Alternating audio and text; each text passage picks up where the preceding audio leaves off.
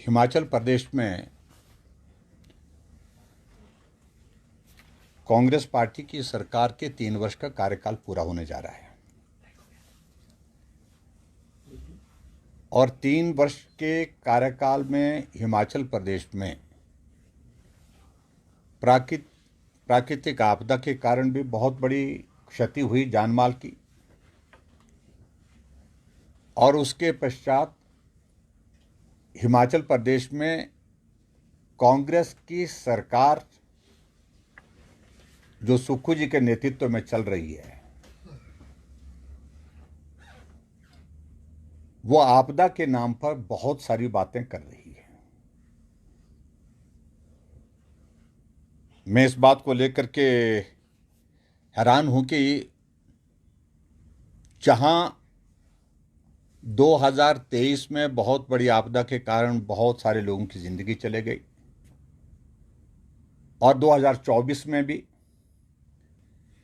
और उसके बाद 2025 में अब की बार लगभग हिमाचल प्रदेश में 480 लोगों की जिंदगी चले गई इस आपदा में। अभी भी 41 लोग लापता हैं जिनकी डेड बॉडी नहीं मिल पाई है।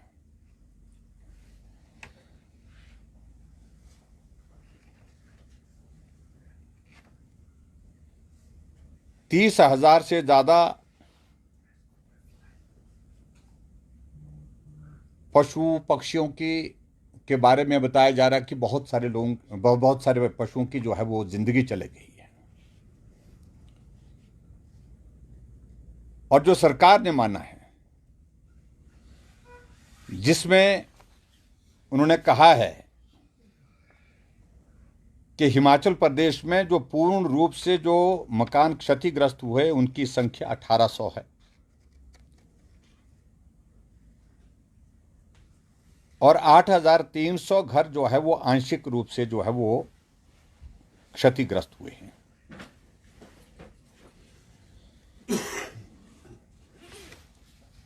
इन सारी चीजों का मैं जिक्र इसलिए कर रहा हूं कि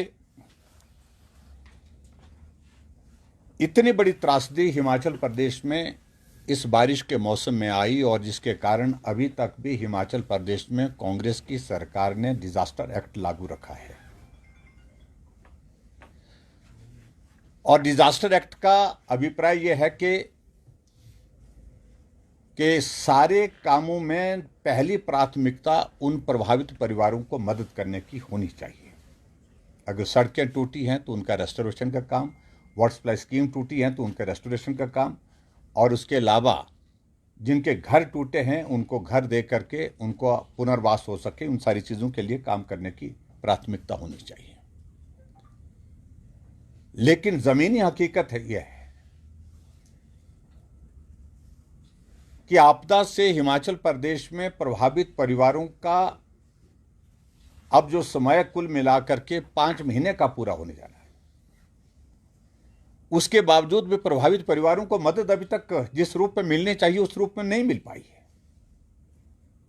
सड़कें टूटी हैं तो टूटी हैं, पानी की स्कीमें टूटी हैं तो टूटी है, पुल टूटे हैं तो टूटे हैं, मलबा गिरा है तो गिरा है। बहुत सारी हिमाचल प्रदेश की सड़कें अभी तक भी अवरुद्ध पड़ी है। लेकिन डिजास्टर एक्ट का नाम लेकर के हिमाचल प्रदेश में कांग्रेस पार्टी की सरकार ने पंचायत के चुनाव स्थगित कर दिए और पंचायत के चुनाव स्थगित करने के लिए यह कहा कि हिमाचल प्रदेश में इस वक्त डिजास्टर एक्ट लगा है और इस कारण से हम हिमाचल प्रदेश में बहुत ज़्यादा व्यस्त हैं। जहां लोगों का नुकसान हुआ उनकी भरपाई करने के लिए, सड़कें टूटी हैं उनको ठीक करने के लिए, जो डैमेजेस हुए उनको रिस्टोर करने के लिए। जबकि ज़मीनी हकीकत है कि ज़मीनी स्तर पर कोई भी रेस्टोरेशन का काम नहीं हो रहा है। लेकिन इस बीच में एक और फरमान आता है, सरकार की ओर से ऐलान होता है कि हिमाचल प्रदेश में कांग्रेस पार्टी की सरकार के 3 साल का कार्यकाल पूरा हो रहा है और 3 साल का कार्यकाल का उपलब्धियों का जश्न हम मंडी में मनाएंगे, और उस मंडी में मनाया जा रहा है जहां हिमाचल प्रदेश में सबसे ज्यादा नुकसान इस बार की इस आपदा में हुआ है।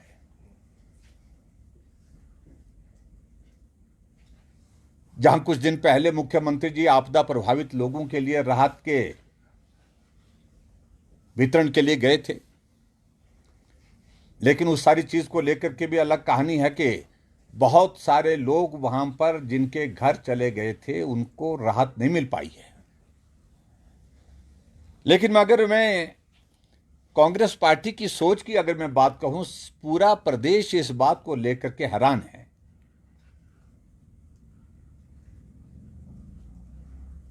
कि इतने सारे लोगों की जिंदगी चले गई, इतने सारे पशुधन जो है अपनी जिंदगी गवा बैठा है, इतने सारे लोग जिनकी जमीन चले गए, घर चले गए, उसके बावजूद भी हिमाचल प्रदेश की सरकार के पास जब उपलब्धि के नाम पर कुछ भी नहीं है, उसके बावजूद भी जश्न मनाने के लिए 3 साल का कार्यकाल मंडी में निर्धारित किया है। जिस मंडी में 50 लोगों की जिंदगी इस बारिश के मौसम में चले गई,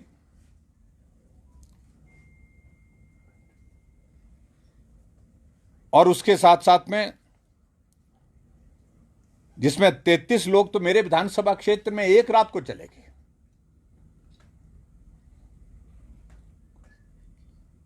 कांगड़ा में 35 लोग की जिंदगी गई है, कुल्लू में 36 लोगों की जिंदगी गई है, 12 लोगों की जिंदगी शिमला जिला में गई है, और बिलासपुर में 33 लोगों की जिंदगी गई है।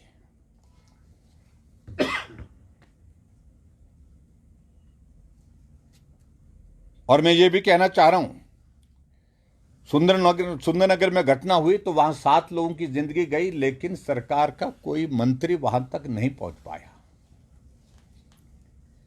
16 लोगों की जिंदगी एक बस के ऊपर पहाड़ गिरने से बिलासपुर में हुई, लेकिन उसके बावजूद भी एक भी, शायद मेरे में मुख्यमंत्री गए, उप मुख्यमंत्री गए, लेकिन मुख्यमंत्री को जाना चाहिए था वहां पर, वो नहीं। एक परिवार से 4-4 लोगों की चिता जल गई।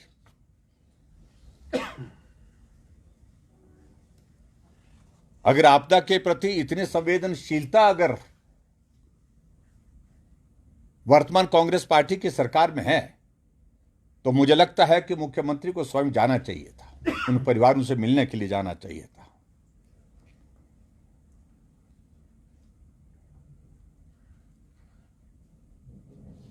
कांगड़ा जिला में बहुत सारे लोगों की जिंदगी, अगर मैं कहूंगा, अगर सबसे पहले अगर शुरुआत हुई तो कांगड़ा जिला से हुई थी। शायद 25 या 26 जून की बात है, जहां एक प्रोजेक्ट में काम करने वाले लोग जो हम वहां पर बह गिर के चले गए थे। चंबा में मणिमहेश की यात्रा चल रही थी, उस मणिमहेश की यात्रा के दौरान 17 लोगों की जिंदगी चली गई।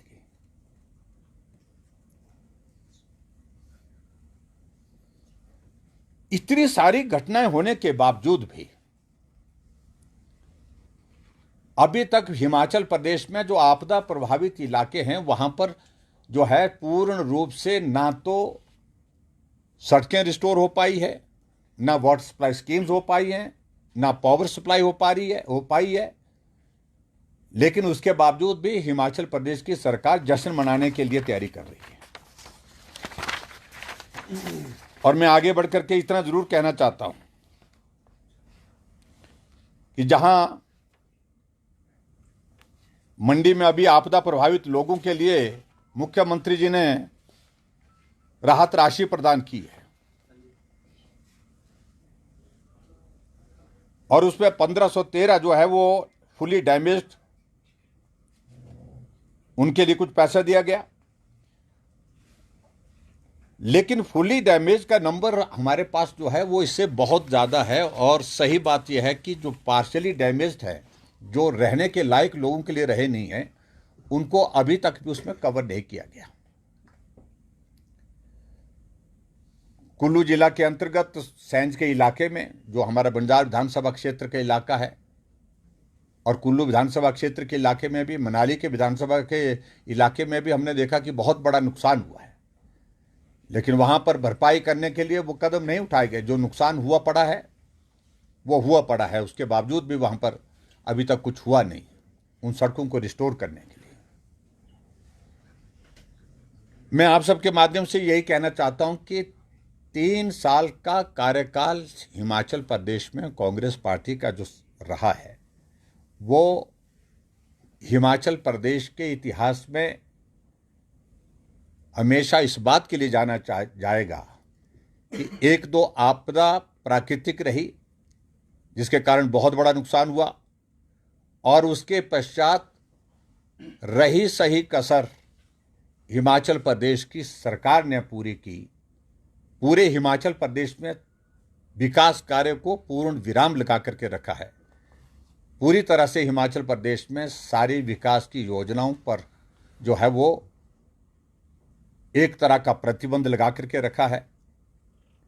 आज हिमाचल प्रदेश में कर्मचारियों को समय पर सैलरी नहीं, पेंशनर्स को पेंशन नहीं, पेंशनर्स को रिम्बर्समेंट जो मिलता है मेडिकल का वो नहीं मिल पा रहा है। आज कांग्रेस पार्टी के ही ठेकेदार सड़कों पर धरने पर बैठे हुए हैं, जिनके कई सालों से पेमेंट नहीं हो पाई है। और ऐसी स्थिति में ये जश्न मनाने का 3 साल का कार्यक्रम पूरे हिमाचल प्रदेश के लोगों के बीच में एक हास्य का विषय बना है। बहुत बड़ा प्रश्न चिन्ह इस पर खड़ा हुआ है। और आपदा के नाम पर हिमाचल प्रदेश में पंचायती राज संस्थाओं के चुनाव टालने का प्रयत्न किया गया, लेकिन उसके बावजूद मामला कोर्ट में गया, कोर्ट ने भी संज्ञान लिया। और इस बीच पिछले कल election commission, state election commission ने भी जो पंचायतों की और नगर निकायों की जो बाउंड्रीज को फिक्स करने के लिए जो नोटिफिकेशन करना था वो कर दिया है। मैं समझता हूं वो अपने आप में एक बहुत बड़ा झटका है हिमाचल प्रदेश की सरकार को।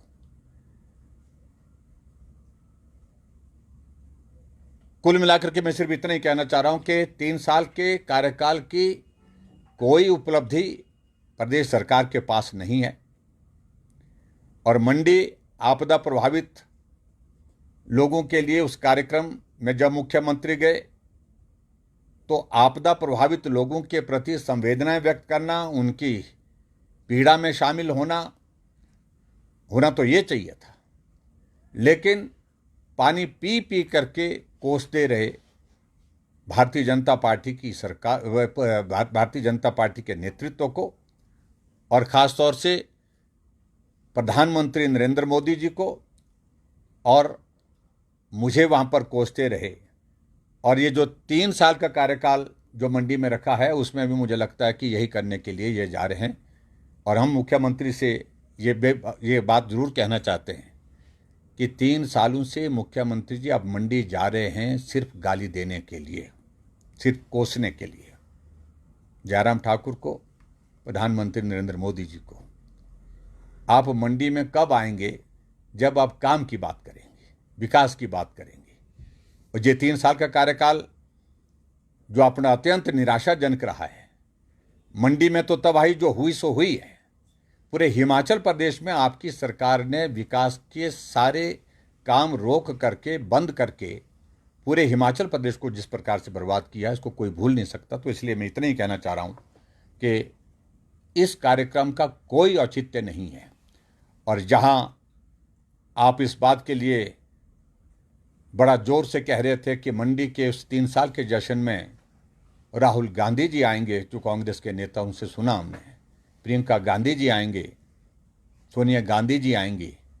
मुझे लगता है कि बिहार प्रदेश के जो चुनाव आए हैं, जहां पूरी कांग्रेस पार्टी एक बोलेरो में फिट हो गई, ऐसी सूरत में मुझे नहीं लगता कि मुझे लगता है कि थोड़ी सी भी अगर लज्जा होगी कांग्रेस के नेतृत्व को, इस कार्यक्रम को भी उनको रद्द करना चाहिए।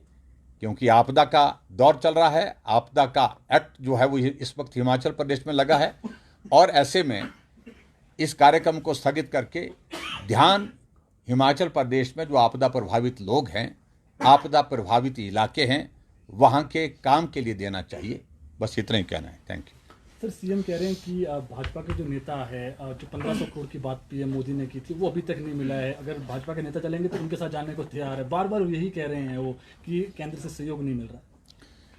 देखिए, भारतीय जनता पार्टी के नेताओं को किसी के साथ जाने की कोई आवश्यकता नहीं है। मैं सिर्फ इतनी बात कहना चाहता हूँ, प्रधानमंत्री जी ने अगर 1500 करोड़ रुपए देने की बात कही है तो वो पत्थर की लकीर है, उनकी कही हुई बात। और प्रधानमंत्री नरेंद्र मोदी जी पहले प्रधानमंत्री जो आपदा के दौरान हिमाचल प्रदेश में आपदा प्रभावित इलाके का दौरा भी किए, आपदा प्रभावित लोगों को भी मिले, उनके दुख को भी साझा किया और 1500 करोड़ रुपए देने का ऐलान भी किया है। पैसा आएगा और मैं यही कहूँगा कि आप प्रदेश सरकार के नाते अपनी भूमिका निभाएं। आपदा प्रभावित लोगों को मदद करने की जिम्मेवारी आपकी है और केंद्र सरकार उसमें सहयोग दे रही है। 550 करोड़ रुपए से 5,500 करोड़ रुपए से ज़्यादा का पैसा 2023 के बाद अभी तक हिमाचल प्रदेश को डिजास्टर में मिल चुका है। अगर आप प्रश्न खड़ा कर रहे हैं तो मैं भी प्रश्न खड़ा कर रहा हूं। जो 5,500 करोड़ रुपए हिमाचल प्रदेश को 2023 के पश्चात अभी तक डिजास्टर में मिला है, क्या वो पैसा आपदा प्रभावित इलाकों में खर्च हुआ है? क्या वो पैसा आपदा प्रभावित परिवारों को मिला है? ये अपने आप में प्रश्न है जिस प्रश्न का उत्तर अभी तक नहीं दे पाए। कहा था 4,500 करोड़ रुपए का पैकेज हमने हिमाचल प्रदेश की जनता को दिया है, लेकिन जब विधानसभा में आंकड़ा आया तो वो आंकड़ा 300 करोड़ तक नहीं पहुंचा है। तो इसलिए कब तक आप झूठ बोलेंगे? और कम से कम आपदा प्रभावित लोगों के, जिनके परिवार के सदस्य गए हैं, जिनका घर बह करके चला गया है, जमीन चले गई है, उनके साथ आप इस प्रकार का झूठा मजाक मत करिए। सर, पंचायती राज विभाग के सेक्रेटरी को आज बदल दिया गया है। आप कह रहे हैं कि जो सरकार है वो चुनाव स्थगित करवाना चाहती है पंचायत के। क्या लगता है सर, क्या वजह है, क्यों टालना चाह रही है सरकार? देखिए, सीधी सी बात है कि पंचायत के चुनाव टालने की वजह और इससे पहले कॉरपोरेशन के चुनाव को टालने की वजह है कि उनको सीधा दिख रहा है कि माहौल उनके पक्ष में नहीं है। चुनाव होंगे, आनेंगे, कांग्रेस पार्टी हारेगी, बुरी तरह से हारेगी, इसलिए चुनाव को टाला जाए। डिजास्टर एक्ट का हवाला दे करके प्रयत्न किया जा रहा है कि हिमाचल प्रदेश में चुनाव स्थगित किए जाएं। और मैं इतना जरूर कहना चाहता हूं कि जो एक्ट के प्रोविज़न है उसमें बड़ा सीधा है कि 5 वर्ष का कार्यकाल निर्धारित किया है। 5 वर्ष के अंदर जो है वो लोकल बॉडीज़ के चुनाव भी और उसके साथ पंचायती राज के चुनाव भी होने चाहिए। और उसमें डिजास्टर एक्ट का हवाला लेकर के ये अपनी जान को बचाने की कोशिश कर रहे हैं। और पिछले कल जिस प्रकार से कोर्ट ने भी संज्ञान लिया और उसके साथ election commission, state election commission ने भी लिया है, इसके कारण बहुत बड़ा प्रश्न कांग्रेस पार्टी की सरकार के ऊपर खड़ा हुआ है। और आज और प्रश्न खड़ा कर दिया कि चुनाव की प्रक्रिया शुरू हो गई। जब election commission, state election commission ने नोटिफिकेशन कर दिया कि बाउंड्रीज जो है अब जो है वो फिक्स कर दी गई है पंचायती राज चुनाव के लिए और उसके बाद लोकल सेल्फ गवर्नमेंट के इसके इलेक्शन के लिए, ऐसे में उसका सेक्रेटरी बदलना मैं समझता हूँ ये भी उचित नहीं है और कानूनी तौर पर अगर देखा जाए तो ये भी किया नहीं जा सकता है। सर, कांग्रेस का संगठन नहीं बना है, ये तो वजह नहीं है क्या तो संगठन ने टोटली नहीं बन पाया? देखिए, इस बात को लेकर के हम कई बार कह चुके हैं कि कांग्रेस पार्टी का जो हश्र जो पिछले लंबे समय से जो देखने को मिला है, अब तो 15 महीने होने जा रहे हैं। कांग्रेस पार्टी के अध्यक्ष के सिवाय जिस अध्यक्ष को मुख्यमंत्री स्वीकार नहीं करते हैं, कांग्रेस पार्टी के नेतृत्व स्वीकार नहीं करते हैं, मंडल स्तर पर, जिला स्तर पर और प्रदेश स्तर पर, तो इनका संगठन का जो है वो अभी तक गठन ही नहीं हो पाया, भंग करके रखा हुआ है और 15 महीने होने जा रहे हैं। तो इसलिए वो ज्ञान बांटना छोड़ दें, अपनी पार्टी का ख्याल रखें। सर, महागठबंधन का आरोप है कि एसआईआर जीती है बिहार में, ना कि एनडीए और भाजपा जीती है। देखिए, ये राहुल गांधी और जो महागठबंधन के नेताओं की एक पहले से ही बड़ी एक योजना चल रही थी कि चुनाव का परिणाम उनके पक्ष में नहीं होगा। जब नहीं होगा तो ऐसी सूरत में पहले से ही योजना बना करके तैयार की जाए कि बहाना क्या लगाना है। पिछली बार ईवीएम पर ठीकरा फोड़ने की कोशिश की थी और लगा उनको कि अब की बार ईवीएम से हट करके कुछ बोलना चाहिए, क्योंकि ईवीएम में जिन प्रदेशों में जहां कांग्रेस की सरकार बन गई, इसलिए उस पर लोग पूछ रहे हैं कि वहां आपका क्या कहना है, उस पर चुप हो जाते हैं। तो ऐसे में अब की बार उन्होंने एसआईआर पर शोर डालने की कोशिश की। और मैं एक बात जरूर कहना चाहता हूं, राहुल गांधी ने जब जब भी ऐसे अपशब्द का इस्तेमाल किया है, ऐसे बुरे शब्दों का, खराब शब्दों का इस्तेमाल किया है, एक बार उन्होंने चोर शब्द का पहले भी इस्तेमाल किया था, मुंह की खानी पड़ी। और अब की बार भी वोट चोर गद्दी छोड़ का एक नारा दिया था, तो मुंह की खानी पड़ी। लोकतंत्र की जीत हुई है, उनको इस बात को स्वीकार करना चाहिए। सर, वेस्ट बंगाल भी मना कर रहा है एफआईआर करवाने को लेकर, तो क्या लगता है सर, वहां भी डर है कहीं ना कहीं हाथ? देखिए, बड़ी सीधी सी बात है कि गलत तरीके से अगर कोई मतदाता बनता है और मतदान का उपयोग करता है, उसका विरोध होना चाहिए, उस पर रोक लगनी चाहिए। इलेक्शन कमीशन ने वही किया है, इसके सिवाय और कुछ नहीं किया है। और ऐसी सूरत में जो परिणाम वहाँ पर बिहार में आया है, और मैं इस बात को कहता हूँ कि परिणाम आया, मोदी जी की नीतियों पर वहाँ की जनता ने मोहर लगाई है।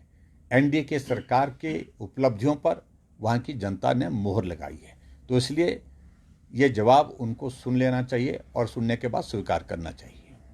Thank you please, thank you.